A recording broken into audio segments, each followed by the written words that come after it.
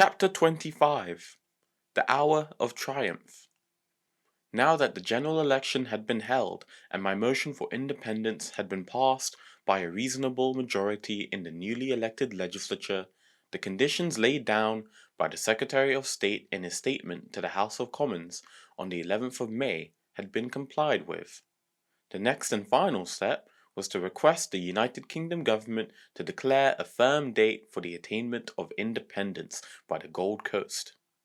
On the 23rd of August, therefore, I made a formal request to the Governor to transmit my request for such a declaration to the Secretary of State. For perhaps the first time in my life I discovered that there was a vast difference in waiting for something that you hoped for and in waiting for something that was a certainty. There was not the slightest doubt in my mind that the Secretary of State's pledge would be honored. It was just a matter of waiting. It was Monday the 17th of September. I had a full morning's work ahead of me, and I was going over my diary of appointments. Suddenly there was a ring from the telephone that connected me directly with the Governor. "Good morning, Prime Minister," said Sir Charles. "I just wanted to tell you that I had received some good news for you. I wondered if you could come up and see me for a few minutes when you are free." "Yes, certainly, Sir Charles," I said, as I hurriedly scanned through my appointments. "I'm afraid this morning is pretty hectic. Would 3 o'clock this afternoon be all right?" I arrived at Government House promptly. If there had been any doubts in my mind as to the contents of the message that was awaiting me, the look of pleasure on Sir Charles's face as I entered his office swept it away at once. He shook me firmly and warmly by the hand, and then handed me a dispatch from the Secretary of State. There were, as is often the case with dispatches, a number of long paragraphs. When I reached the fifth one, however, the tears of joy that I had difficulty in hiding blurred the rest of the document. After a few minutes I raised my eyes to meet those of the Governor. For some moments there was nothing either of us could say. Perhaps we were both looking back over the 7 years of our association, beginning with doubts, suspicions, and misunderstandings, then acknowledging the growth of trust, sincerity, and friendship, and now, finally, this moment of victory for us both. A moment beyond description, and a moment that could never be entirely recaptured. "Prime Minister," the Governor said, as he extended his hand to me, "this is a great day for you. It is the end of what you have struggled for. It is the end of what we have been struggling for, Sir Charles," I corrected him. "You have contributed a great deal towards this. In fact, I might not have succeeded without your help and cooperation. This is a very happy day for us both." I arranged with the Governor that I would return the following morning and collect the dispatch from him, and immediately afterwards read it to the Legislative Assembly. "This has been a national struggle," I said, "and it is only right that when the date of independence is announced, the whole nation knows it from my lips." The Governor nodded in agreement. "Before you go, Prime Minister, I would like to express to you my own heartfelt congratulations on this great day," he said, "and also my best wishes for the future of you and your colleagues and the people of Ghana." As he walked to the door with me, he added, "And you know, Prime Minister, that so long as I remain here as Governor, I shall continue to do all I can to help." "Thank you, Sir Charles," I said. "I have always been deeply grateful for your help." Many and varied emotions have swelled my breast during the countless times that I have descended those white stone steps of the castle leading from the Governor's office, but never until that day have I experienced a sensation of walking on air. As the cloud that seemed to transport me gently lowered me onto the seat of my car, and the mundane whir of the self-starter brought me slowly to earth, I became aware of the anxious face of my driver, awaiting my directions. "Oh, take me home," I said. I shall never forget that night.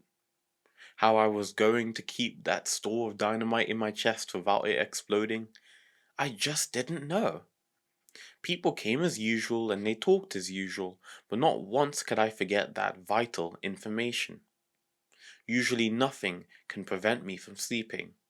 During the very worst crises of my life, I have always managed to escape from realities by laying my head on a pillow and drifting into a deep sleep. But on this night, I lay for a long time sleepless while the whole story of my life passed before me like some kind of pageant. I saw myself as a boy in Nzima, as a proud scholar in Achimota, as a struggling student at Lincoln. I saw myself in London, where my studies gave way to politics, and my return to the Gold Coast, the struggles that ensued both from within and without, detention, positive action, imprisonment, my final acceptance as a politician, events which were only the beginning of a bigger and bigger struggle and more intrigues. Then, after almost 10 long years of it all, those few words that represented the end of the road, the end of what had sometimes seemed to be a never-ending struggle. Just a few words on paper handed over to me quietly by the man who had both imprisoned and released me, and who had since afforded me every encouragement in my arduous task. The 6th of March, I said to myself. The 6th of March. The 6th of March. The day following this news was my 47th birthday. I woke up quite early in spite of a restless night and stared at myself in the mirror. Is it possible that all men feel as young as I do on their 47th birthday? I asked my reflection. When I had dressed, I went downstairs to greet my mother. Somehow, I seemed to find less and less time to see her these days, and although she understood and never complained, that fact nevertheless worried me. She noticed that I was restless and keyed up, but she made no comment. What an excellent wife she must have been, I thought to myself. No questions, no hints, no suspicion. I arrived at the office and then went down to the assembly. At about 10:45, I left for Government House and the governor handed over to me the Secretary of State's dispatch. My hands trembled as I took possession of it. I looked at the governor and my lips felt as if they moved but no sound came out. Sir Charles came to the rescue by saying that he knew I would not want to waste any more time in announcing the good news to the people. My intention was to make my announcement to the assembly at midday, the same time as the news would be broadcast in the United Kingdom. I had previously arranged with the speaker that since I had an important announcement to make, he would permit me to take the floor as soon as I stood up. I was so anxiously watching the minutes pass between 11:30 and midday that I took no interest in the debate that was going on. I was so keyed up that I simply didn't know how to contain myself. As soon as the hands of the clock reached 12, I stood up. The speaker interrupted the discussion. There was a dead silence in the house, and members looked up expecting me to raise some point of order or to contribute something to the matter being debated. Before I spoke, I looked at my watch. It was 3 minutes past 12. I took a deep breath and prepared myself for the most triumphant moment of my life. "Mr. Speaker," I said, "with your permission, I should like to make a statement. With effect from midday today, the publication of two dispatches of vital importance to the future of our country has been authorized." I paused for the cheers to die down. "They are," I continued, The dispatch from the governor at the request of my government to the Secretary of State, asking him to declare a firm date for the attainment of independence by the Gold Coast, and the Secretary of State's dispatch in reply thereto. Copies of these two dispatches will be distributed to honorable members as soon as the House rises today. I then proceeded to read the statement from the Secretary of State. In this dispatch, the Secretary of State, recalling his statement in the House of Commons on the 11th of May, noted that a general election had now been held, that the Convention People's Party had been returned to power with a majority of over 2/3, and that the motion for independence had been passed in the newly elected Assembly by 72 votes to none, the opposition members having abstented themselves from the debate. Since the motion calling for independence within the Commonwealth has been passed in the newly elected Legislative Assembly by a majority which must clearly be regarded as reasonable, the dispatch went on, I now have the honor to inform you that Her Majesty's government will at the first available opportunity introduce into the United Kingdom Parliament a bill to accord independence to the Gold Coast, and subject to parliamentary approval, Her Majesty's government intends that full independence should come about on the 6th of March 1957. The whole of the assembly was for a few seconds dumbfounded.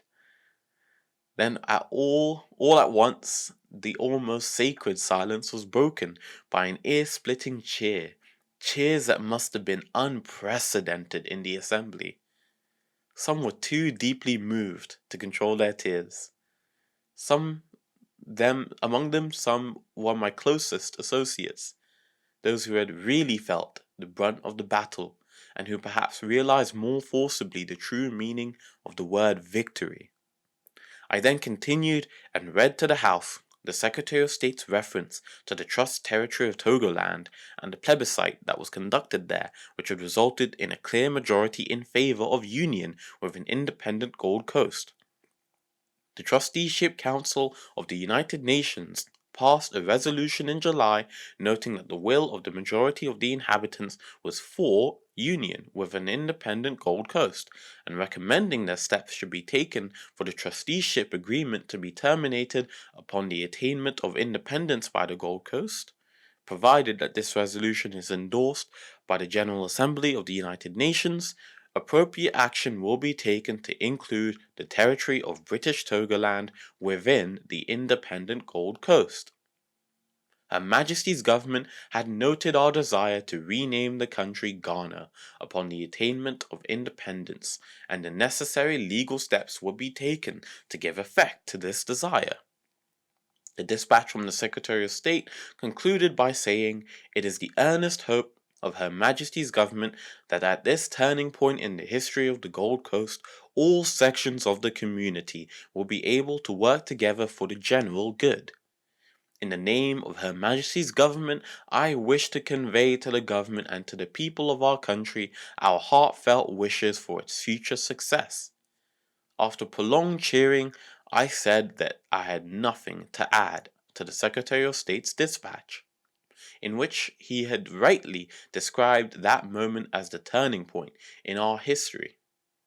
It was, I said, an occasion for serious reflection, and I hoped that when the House reassembled the following day, I would be able to make a further statement. Cheers greeted the deputy leader of the opposition as he stood and welcomed the statement on behalf of the opposition. Then the whole assembly went wild with excitement. I was suddenly whisked off my feet and carried shoulder high into the streets, where the masses were jubilantly singing and dancing to the strains of the party song, "There is Victory for Us." Congratulations poured in by telephone, telegram, cable, and letter, to say nothing of the hundreds of personal callers. It was a wonderful feeling to know that thousands of people from all corners of the world were rejoicing in our great victory. I thought that it would be a nice gesture if I and my ministers paid an informal visit to the governor to share with him the victory that he had helped so much to secure. At 5:30 that afternoon, therefore, we all went to the castle, where the governor was waiting to receive us. It was a most happy occasion. The whole country was celebrating. That evening, a friend of mine arrived from Kumasi and excitedly related to me how the news had been received there. "Kwame," he said, "you should really have been there. As sure as I'm standing here, Kwame, the supporters of the NLM were more wild with excitement than even the CPPists. Many of them, not content with a single freedom salute, raised both hands in the air as they yelled, 'Freedom!' What a day it had been! How could anybody have wished for a more wonderful way of celebrating one's birthday?" On the following day, the 19th of September, I made a further statement to the House. I pointed out that with the promise of our independence on the 6th of March, 1957, the last phase of our struggle had been reached.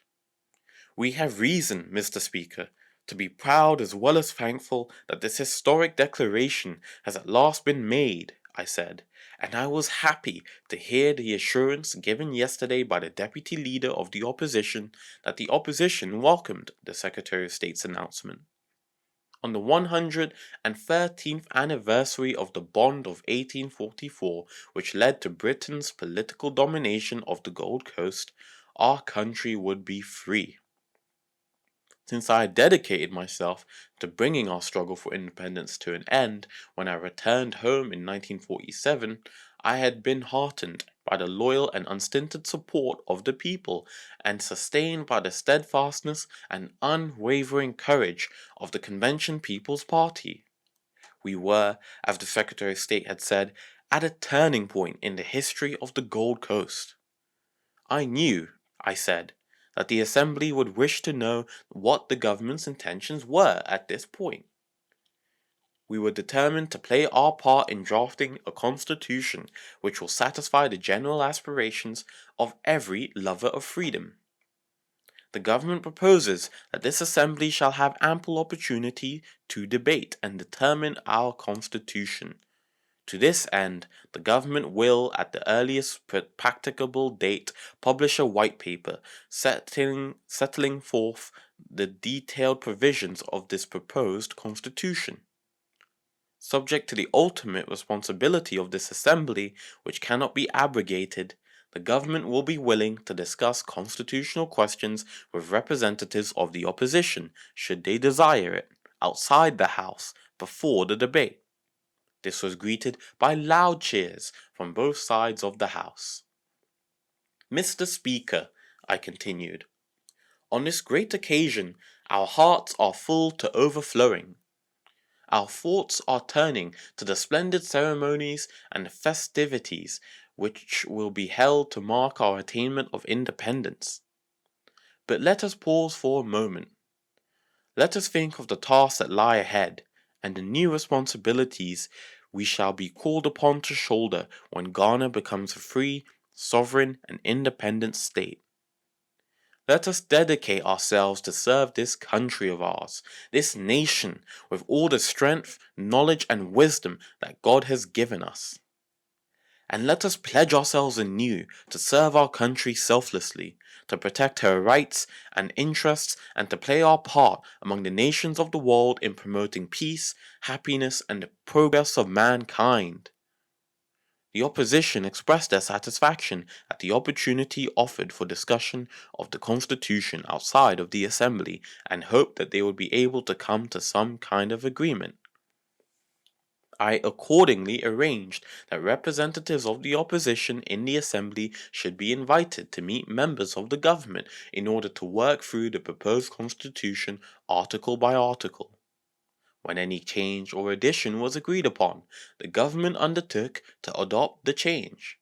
I proposed that the Assembly should begin consideration of the constitution in the first week of November, when any differences that had not already been resolved could be decided after debate and vote in the Assembly.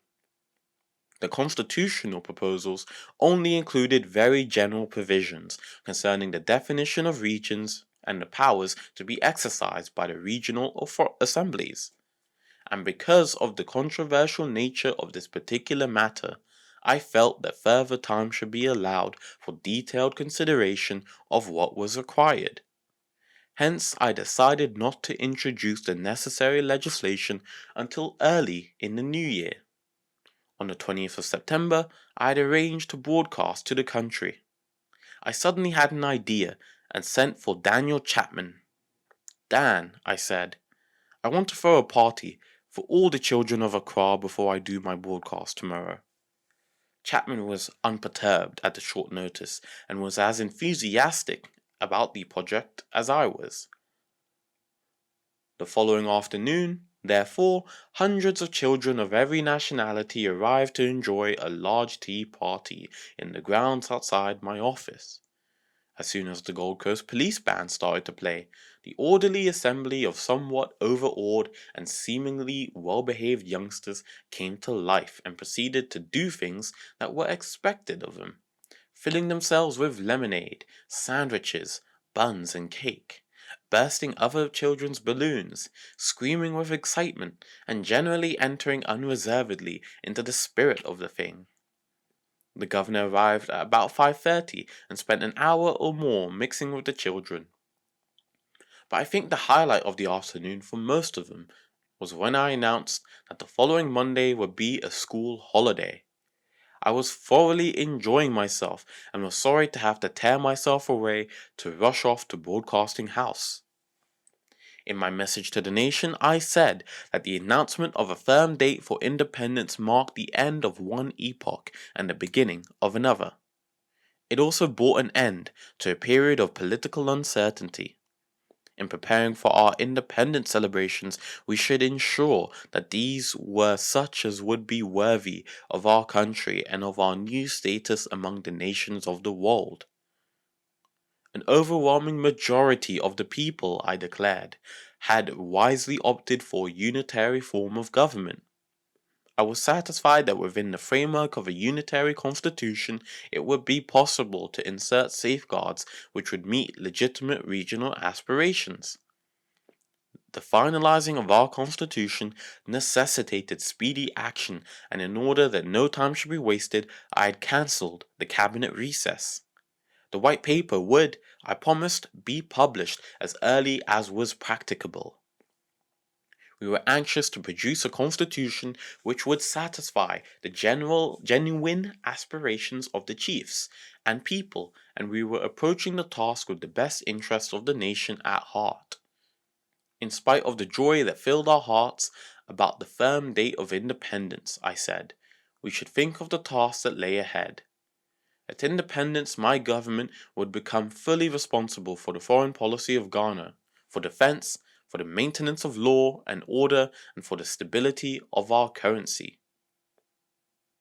In the hour of triumph, we should look back and give thanks to all the statesmen who down the years had worked and striven to make possible the attainment of our independence, and to all those who had more recently played their part, both great and small, in bringing our struggle to its close.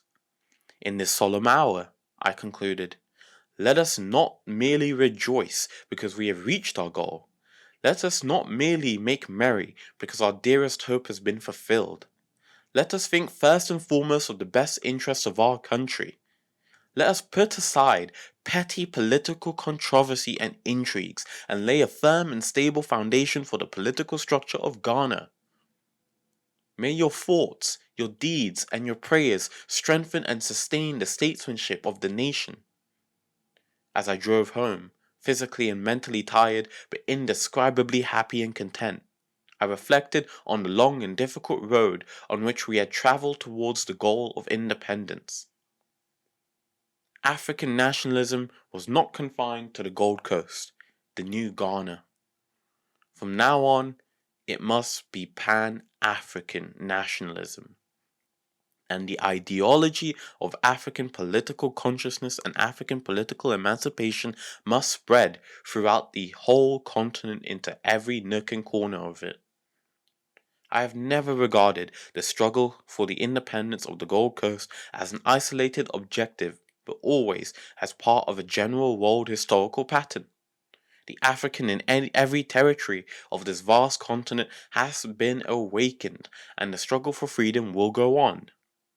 It is our duty as the vanguard force to offer what assistance we can to those now engaged in the battles that we ourselves have fought and won.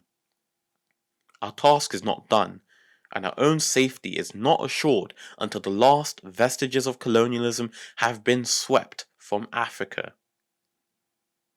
As a ship that has been freshly launched, we face the hazards of the high seas alone. We must rely on our own men, on the captain and on his navigation. And as I proudly stand on the bridge of that lone vessel as she confidently sets sail, I raise a hand to shade my eyes from the glaring African sun and scan the horizon. There is so much more beyond.